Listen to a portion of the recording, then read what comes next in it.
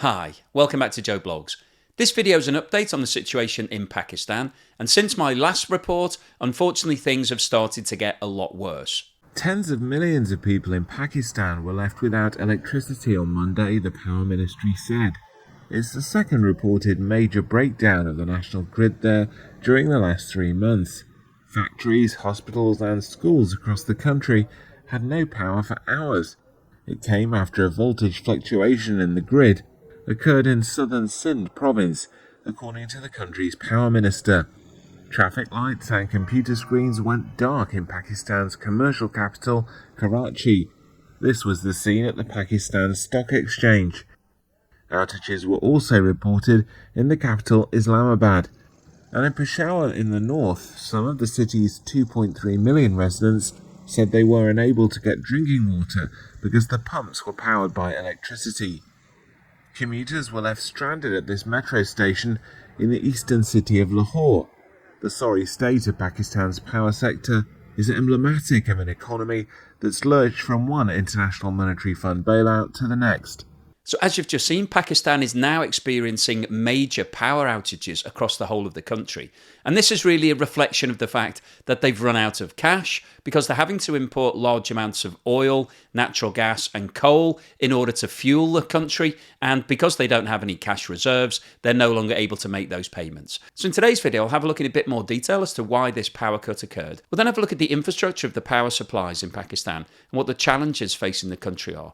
We'll then go on to have a look at the population pyramid. If you've been following the channel, you'll know that recently we've looked at the population pyramid for a variety of different countries. And this gives us a really good feel as to what's happening with regards to the size of the population and then the breakdown in terms of the demographics, because that's important from an economic point of view and also the pressure that's being applied onto the economy. I'll then go on to give you an update on the economic side of things, what's happening with regards to inflation, the balance of trade, the current account, where we are with regards to the debt, and how the IMF bailout discussions are progressing. And then finally today I'll wrap up with my summary as to what I think is likely to happen in Pakistan over the course of the next 3 to 6 months, and what the impact of this is going to be on the global economy. So before we get started on all of that, if I could ask you for a thumbs up at some point during this video if you're enjoying the content, please subscribe if you haven't done so already. Don't forget, I always include chapters, so if you don't have time to watch everything, you can pick and choose what you'd like to see. And if you would like to support the channel, please have a look below where you'll find links to Buy Me a Coffee, Patreon, YouTube Super Thanks and YouTube membership. And as always, I'd like to say thank you so much to everybody that has supported the channel. Genuinely appreciate it. At around 7 AM on Monday the 23rd of January, Pakistan suffered a major catastrophic power failure that affected the vast majority of the country. Power was out in all major centres, including the biggest city Karachi and the capital Islamabad. The huge blackout, which came at a time when some of the country is struggling through a harsh winter, was blamed by the country's energy minister on a surge that knocked out the network. However, it's been reported that the electricity was deliberately switched off during the night in order to conserve fuel, and the system failed when the technicians tried to turn the system back on at dawn. Now, this power failure is actually the second time in the last few months that Pakistan has experienced such a wide-scale failure of the system. And as a result of the ongoing financial crisis, the system is now severely underinvested and the infrastructure needs updating. Now, obviously, the loss of electricity is inconvenient for a lot of individuals, but it's absolutely critical for the industry of Pakistan. Over 20% of Pakistan's GDP comes directly from industry, and there is a large manufacturing base in the country. And when you have a loss in power like this, obviously it results in downtime because all of those factories have to close whilst they've got no power. But it also causes knock-on problems because for a lot of businesses, if you lose power and have to shut down, you then have to restart all of your systems from scratch. So, for example, if you're operating a kiln or a furnace or something that needs to be heated constantly, once that heat is lost, it takes a long period of time to get it back up to operating level, and often you'll have to go through a safety procedure to let it cool down fully before you can start it up again. So there are really big knock-on implications for industry, and the industry minister has estimated that the recent loss of power will result in around 70 million of lost production. But actually the real impact will be considerably more than that because of all of these knock-on implications. So why is Pakistan resorting to switching off its electricity at night and then experiencing these problems trying to restart it? Well, the obvious answer to that is money. They don't have enough cash to be able to buy in all of the energy resources that they need to produce electricity. So let's have a look at the breakdown of how electricity is produced and what other energy is used in Pakistan. This chart shows the breakdown of electricity production in Pakistan by power source, and it's split into 8 different categories. The red section at the bottom here is coal, the pink section is gas, the blue section is hydro, the green section is nuclear, this dark blue section is wind, red section is solar, orange-pink section is oil, and then at the top we've got bioenergy. So firstly, what you can see from this chart is that between 2000 and 2021, there has been a huge increase in electricity production in Pakistan. In 2000, the country produced around 60 terawatt hours, and by the end of 2021, total production was around 150 terawatt hours. So that's an increase of around 2.5 times over the last 2 decades. And if we now look at the breakdown of that electricity production, you can see the biggest single energy source is gas, which is used to produce around 37% of all electricity, followed by hydro, which is coming in around 26%, coal represents around 12%, oil 11%, nuclear 10%, wind 2%, and bioenergy and solar around 1% each.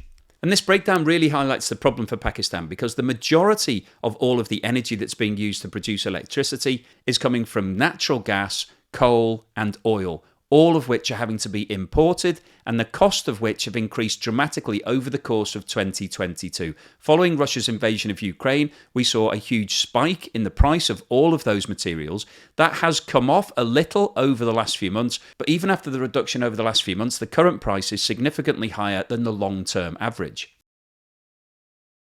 And if we now look at this chart, which shows total energy consumption in Pakistan, so not just electricity, this relates to energy that's used by industry for heating and cooking. Now, this chart actually dates back to 1965, so covers a period of 56 years. You can see that over that period, there's been a huge increase in energy usage in Pakistan. And you can see that over the last 20 years, there's been a significant increase in the usage of gas and oil, and also in relative terms, coal. And if we look at the relative percentages here, you can see that energy usage in Pakistan is dominated by gas, oil, and coal.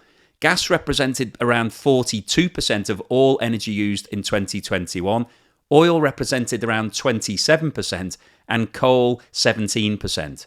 So these 3 fossil fuels equated to 86% of all energy used in Pakistan. And once again, this highlights the problem because Pakistan is having to import all of these energy products, and that's one of the reasons why it's running a negative balance of trade. This chart shows the current population pyramid for Pakistan. Now, if you haven't seen these charts before, we've got a scale on the left-hand side here, which is split down into different age categories, 0 to 4, 5 to 9, 10 to 14, and so on, all the way up to 100 plus. And then we've got 2 different colour codings. We've got blue on the left, which represents the male population, and pink on the right, which represents the female population. Now, what you can see from this chart is there is a pronounced pyramid shape. So that means that the largest single age group is the one at the bottom, which is 0 to 4. The second largest is 5 to 9. Third largest is 10 to 14. So what this indicates is that there's a high birth rate in Pakistan. They're producing more children than there are adults, relatively, and so the population is expanding. And if we look at this chart, it shows the movement in the population in Pakistan dating back to 1950. So if we look at where we are at the moment, there has been a rapid increase in the population numbers. Back in 1950, the population of Pakistan was around 38 million. It's currently around 225 million. But if you look at the projection here, it's projected to continue rising rapidly over the course of the next 50 years. By 2030, the population is estimated to be 274 million. By 2040, it's expected to increase to 332 million. By 2050, it will be up to 368 million. By 2060, 408 million. By 2070, 440 million. And by 2080, 464 million people. Now, Pakistan is currently the 5th largest country in the world by population, but is only the 33rd largest country in terms of land mass. And that means that it has a high density of population. And this is one of the problems that Pakistan is facing, is that it doesn't have enough natural resources. It's not a large enough country to be able to have enough oil and gas and coal and other commodities that countries want to buy. And therefore, one of its main attributes is its people and its manufacturing. However, it's not producing enough GDP to be able to pay for the rapid growth that's being experienced in population. So what we can summarise from this population pyramid, and the forecast growth in the number of people in Pakistan is that the country is still developing and it's still growing. That means that it's got an increasing burden in terms of all of the people who are below working age are not contributing to the economy, and so they're needing to be supported. And the problem that the country has right now is that it's not producing enough GDP to be able to pay for all of the essential infrastructure, such as education, the electricity system, all of the things that you need to support the fabric of society to support this growing number of people. And this is one of the reasons why Pakistan needs ongoing support and aid from institutions like the IMF. This chart shows the balance of trade, so the difference between the cost of all of the imports and the money being received from all of the exports for Pakistan. So basically similar to your checking account. If you're spending more than you're earning, then you'll be running an overdraft. If you're earning more than you're spending, then you'll be building up a nice cash balance. And the scale on this chart starts at negative 200 billion Pakistani rupees and goes down to 1.2 trillion Pakistani rupees. And as a point of reference, around 230 Pakistani rupees equates to $1. So in US dollar terms, we're roughly looking at a scale ranging between negative 1 billion and 5 billion. And what this chart shows is that in every single year in the past 5 years, Pakistan has run a negative balance of trade. And over the course of the last 2 years, that negative balance of trade has been getting significantly worse. So basically in every single month, Pakistan is spending more than it's earning. And obviously that's not a sustainable position because at some point your reserves run out. And that's the point that we've got very close to right now. And if we look at what's happened over the last 12 months, we've now got an update on the position for December. And you can see that not surprisingly, December came in with another negative set of results. So Pakistan is rapidly running out of cash. And this chart shows Pakistan's current account, which is basically the bank balance for Pakistan. And this further emphasizes the problem because you can see that Pakistan is running a negative position on its current account. In terms of inflation, this chart shows what's been going on over the course of the last 5 years. Now, I think what's interesting about this chart is that it looks different to those that we've seen for more developed countries. For countries like the USA, the UK, Australia, Canada, we saw a big increase in prices during 2021. As those countries came out of lockdown and there was a huge surge in demand for everything, that drove up prices. So we saw prices starting to get towards double-digit inflation in the second half of 2021. And that trend then continued into 2022 following Russia's invasion of Ukraine. If you look at what's happened in Pakistan, there wasn't a big surge in 2021. So we didn't see a big increase in demand from consumers, predominantly because a lot of people in Pakistan are not affluent. So they didn't have the same consumer behavior that we've seen in the West, where people wanted to go out for meals and buy consumer goods and all of those sorts of things. However, what you can see is a rapid increase in inflation from around 6% during 2021 to the current levels of around 15%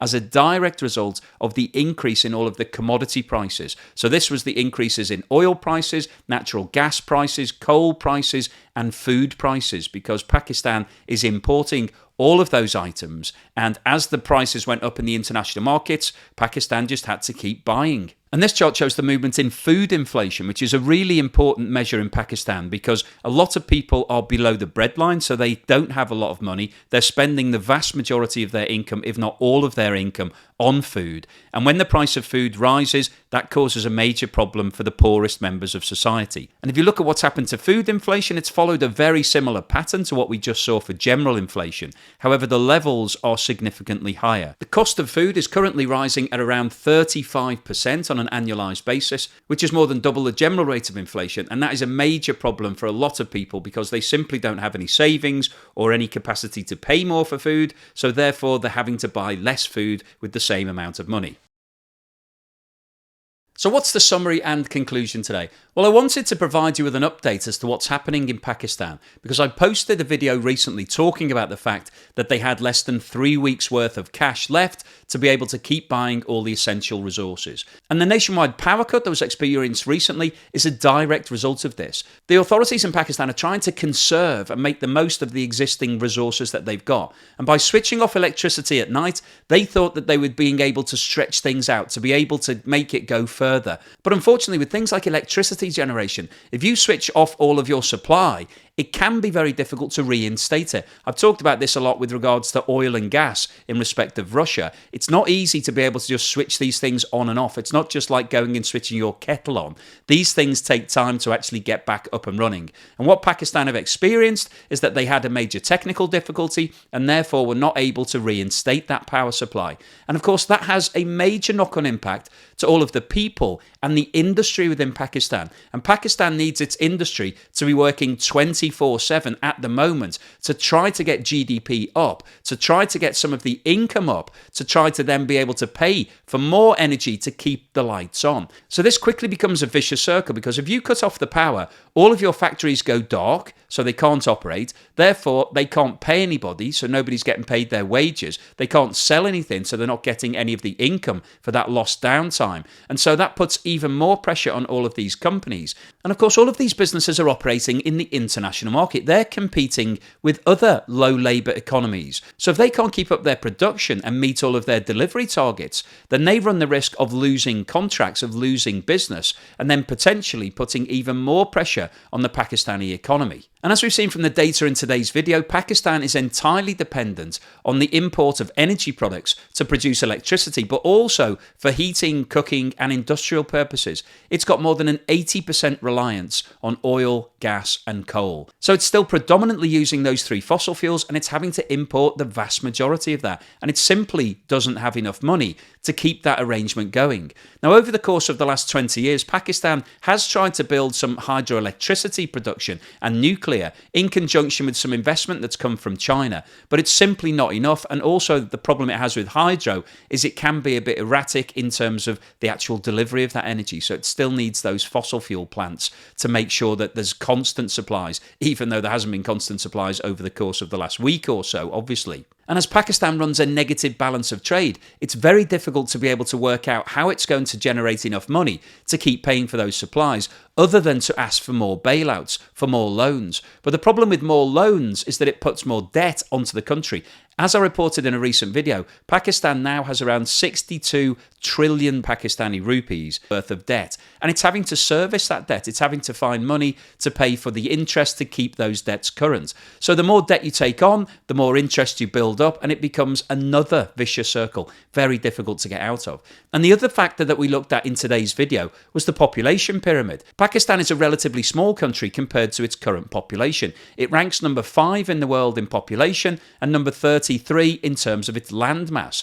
And what we saw from the data that we looked at earlier is that the population is growing and is forecast to continue growing rapidly over the course of the next 50 years. So that's going to put even more pressure on the country, because you're going to have more dependents, more under 18s who aren't actually generating any GDP. And as that population keeps growing, there'll be increasing demand for electricity and other forms of energy. So that's going to put a further burden onto the budget for Pakistan. They're going to have to buy in more of those fuels, and so it goes on. So hopefully from this analysis, you're getting a feel as to the current problem in Pakistan and why it's so difficult to be able to solve it. Because Pakistan is simply not generating enough income to be able to pay for everything it needs to buy in, and therefore it's having to borrow. But the more you borrow, the more you get into debt, and so it goes on. Now, in terms of how are they going to get themselves out of this situation?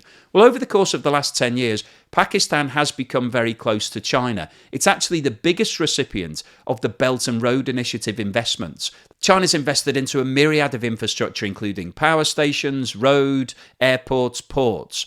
But the problem that Pakistan has is that all of that investment has been done by way of loans. So this is once again further building up the loan burden for Pakistan. And at some point, China may decide that they want to negotiate on the terms of those loans. And as you may have seen from some of the videos that I posted, Sri Lanka had a similar arrangement with China. They were unable to service some debt on a port in Hambantota. And as a result of that, they ended up signing a lease to China for 99 years. So China now effectively owns that port in Sri Lanka, and there are concerns about whether or not China could build a military base there. So it is possible that a similar sort of arrangement could occur with Pakistan, that China decides that rather than taking repayments, that it would like to take ownership of some of the land and maybe some of the infrastructure, and then that throws up a whole political question as to what the implications of that would be for countries such as India, which are located very close to Pakistan. And also, let's not forget that Pakistan is a nuclear power. It has its own nuclear weapons. And so there's obviously a risk in terms of, if it does end up having to hand some assets over to China, will the nuclear weapons be included in those negotiations? So lots of food for thought here, and once again there are major implications in terms of the global economy as to what's happening in Pakistan, because somebody needs to bail them out. We can't just sit by and watch Pakistan go down in flames. Somebody will need to provide some money in order to provide that fuel and food to keep the country going. The IMF is currently in discussions with regards to a bailout loan, but they are becoming long and protracted, and they're not really getting anywhere because Pakistan can't meet all of the terms and conditions that the IMF want them to introduce in terms of taxes and changes to the rules and regulations. So there's a big question mark as to whether that's going to happen. So it looks more likely that somebody else is going to have to come in and bail Pakistan out. Who that is remains to be seen, and I will keep you posted on any further news and developments as soon as they happen. Hopefully you found today's episode useful, interesting and thought-provoking. If you've liked what I've said, then please give me a thumbs up, and thank you so much for watching this video all the way through to the end.